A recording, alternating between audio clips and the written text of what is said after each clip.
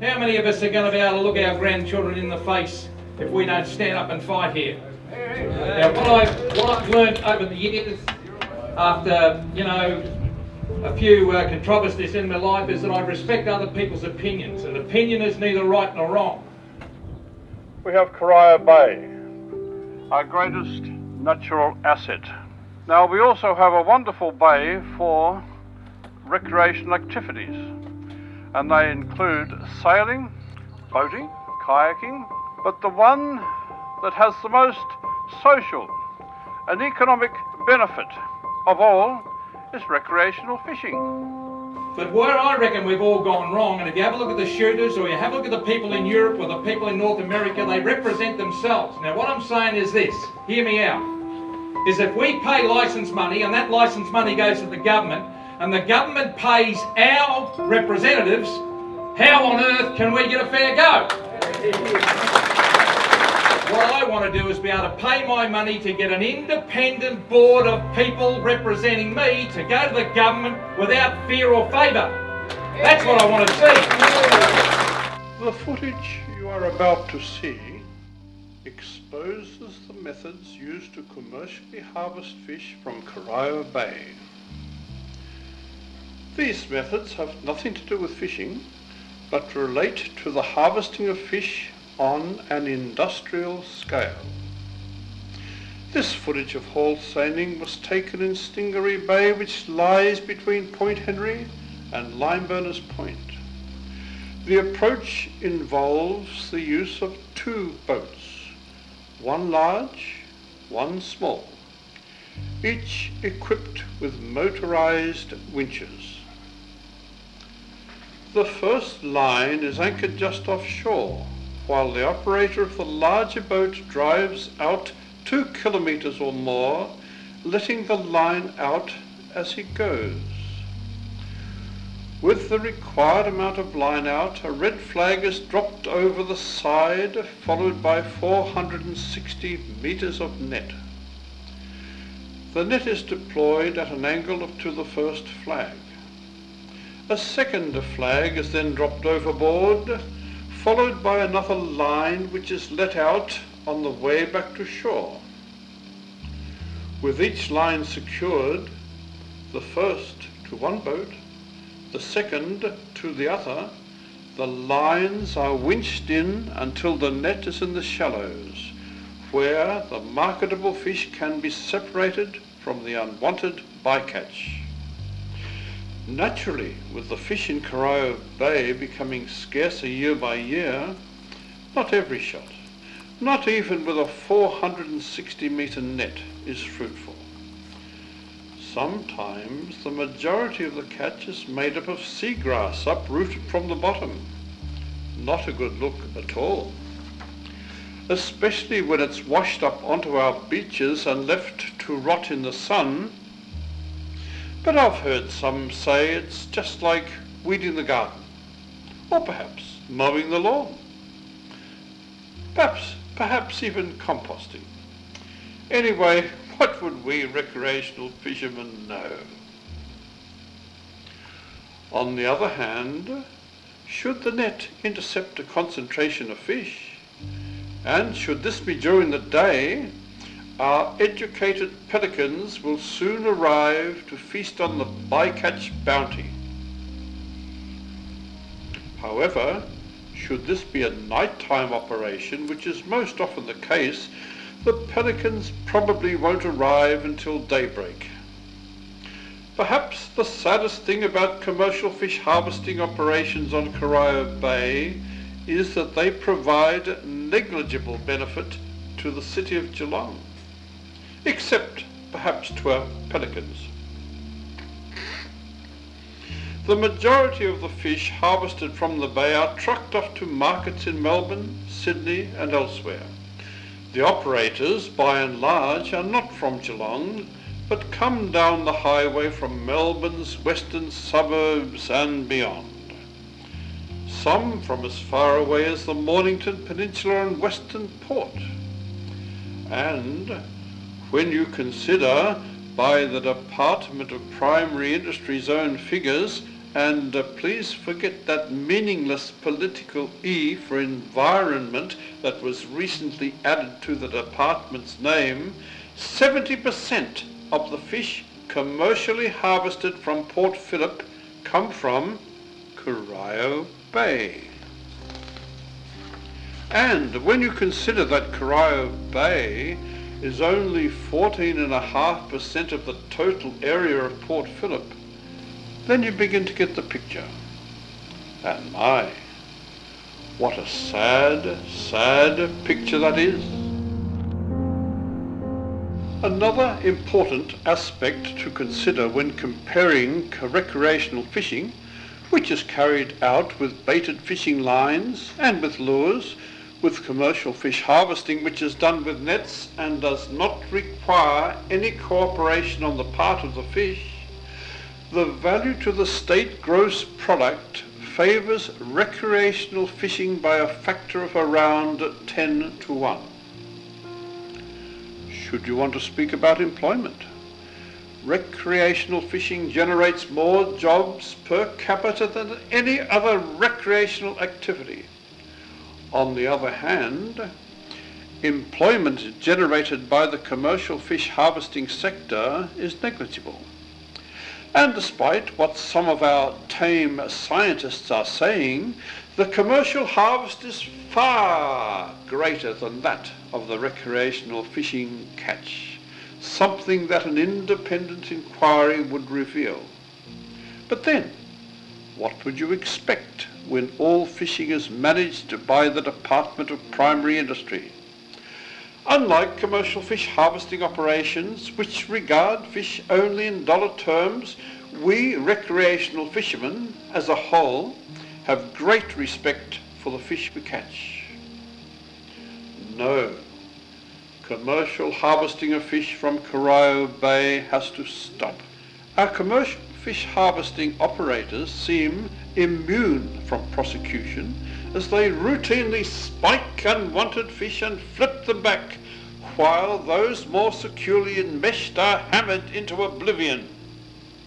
With the removal of commercial fish harvesting operations, we will see our primary table fish like whiting, flathead and gars all back on the menu, along with snapper, gummy shark and perhaps a few others.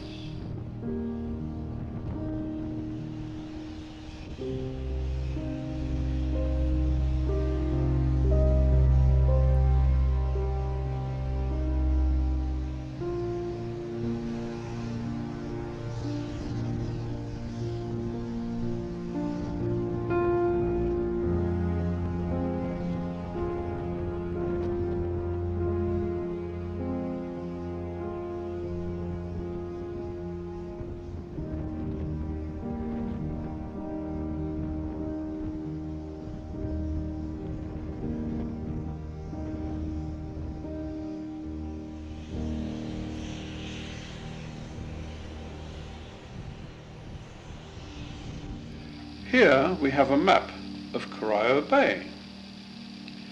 The shaded areas represent the areas most heavily netted. These areas also represent the main seagrass areas. And you don't have to be a scientist to know that these are also the principal fish development areas where larval whiting and squid grow into juveniles before foraging farther afield. Sometimes the commercial fish harvesting bycatch overwhelms even the pelicans, and the evidence is washed ashore for all to see, like this discarded catch of undersized snapper at Clifton Springs. Of course, the bycatch is not always fish. The commercial operator who accidentally killed these penguins faces no penalty because it was, as stated, an accident.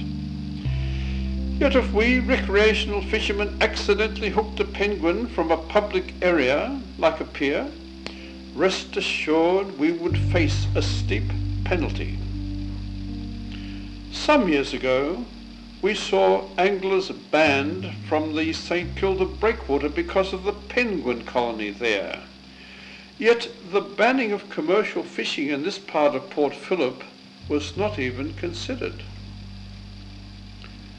Even should there be few fish caught in the net, and the bycatch minimal, those all-important seagrass meadows over which our so-called environmentalists wax lyrical are still stripped bare with the consequences already described.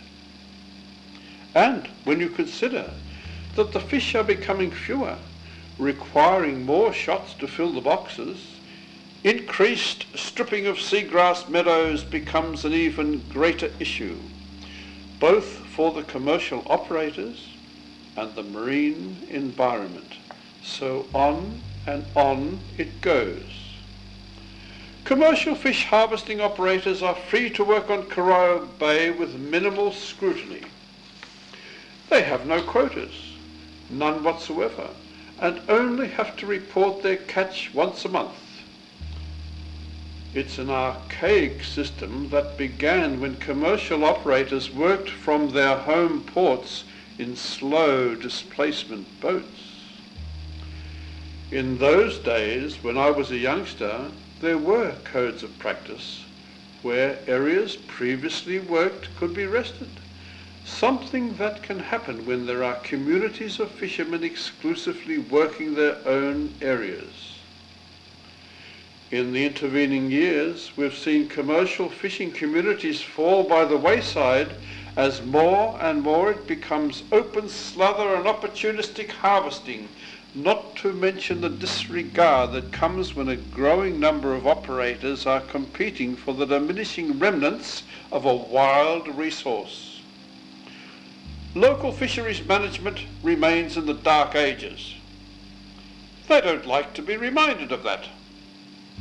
Their response is for more reports, more science, more of this, more of that, when all that's needed is change.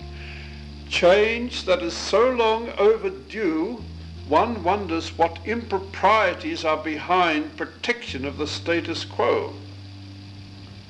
I'm sure you good people know what I mean without me having to spell it out.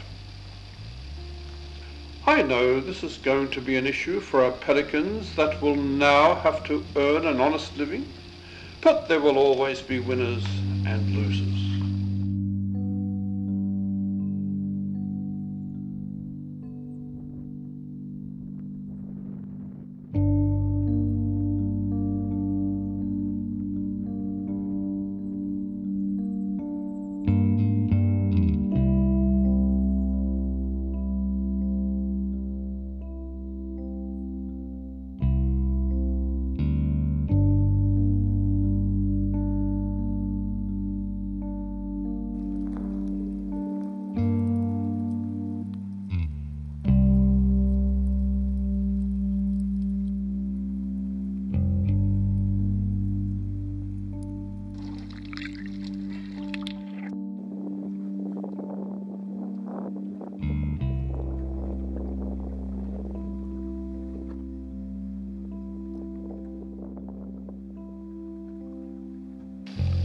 Let's talk about mesh netting.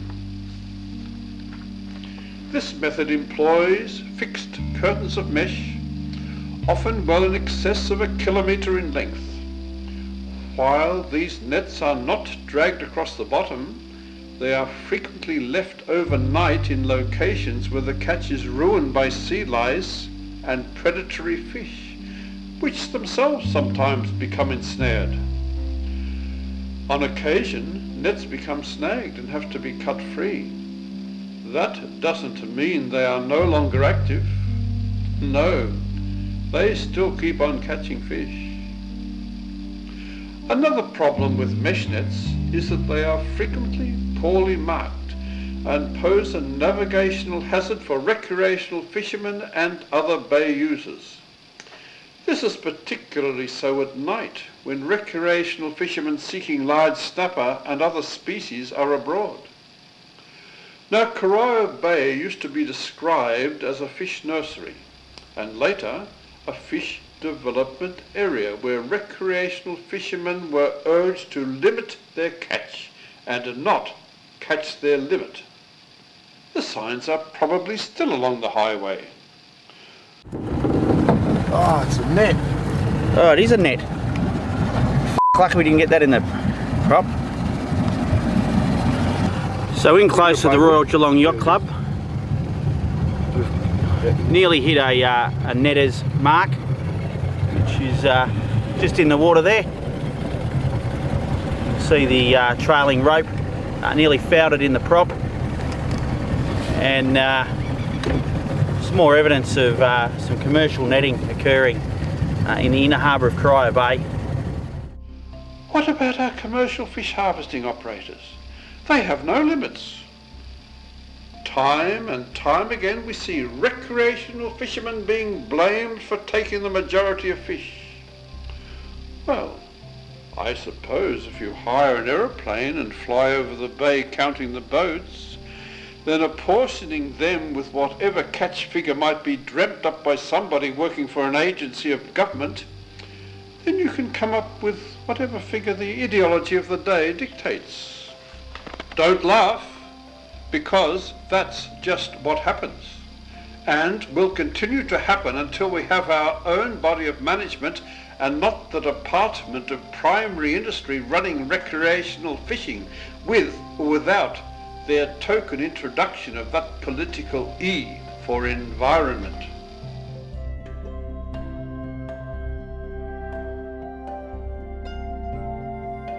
Well, g'day buddy, how'd you go with your survey? Yeah, not too bad, not too bad. They asked all questions that you'd expect them to ask, and I just told them how it was. That us recreation fishermen are just sick to death of everyone out there and allowing them to net the bay. Yeah, good on you, buddy. Why should we be paying a fishing licence to go out and catch stuff all when these fellas go and net all the fish on us? So you didn't catch much today? No, look, we got a couple of keeper flatties and we threw